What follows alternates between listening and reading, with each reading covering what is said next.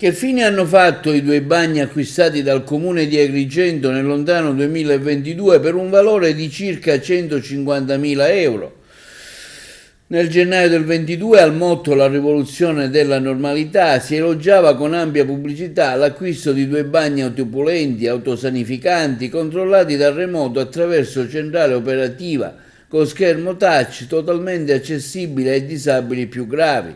La spesa effettuata per l'acquisto di 2 bagni chimici prefabbricati e autopulenti era di circa 155.510 euro, soldi che provenivano dalla tassa di soggiorno come dalla determina del 30 dicembre 2021. Oggi, dopo quasi 2 anni, nessuna notizia dei bagni, tutto tace. Ad affermarlo sono i 4 consiglieri comunali della Democrazia Cristiana di Agrigento, Bongiovi, Spataro, Zicari e Vitellaro.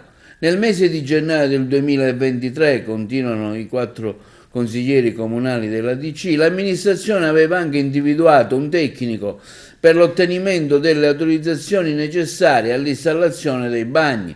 Sono trascorsi altri 10 mesi e i bagni non li ha visti ancora nessuno.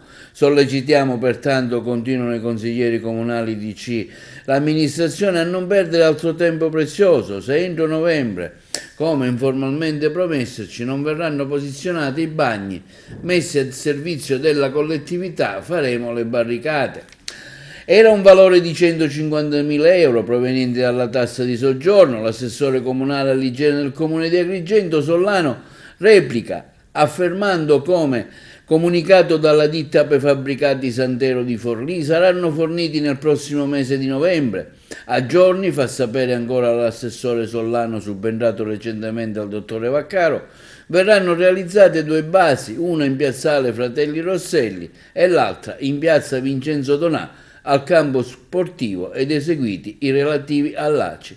Purtroppo quello dei servizi pubblici, affermano i consiglieri della Democrazia Cristiana, è un tema annoso perché Agrigento non è certo tra le più avanzate sotto questo aspetto.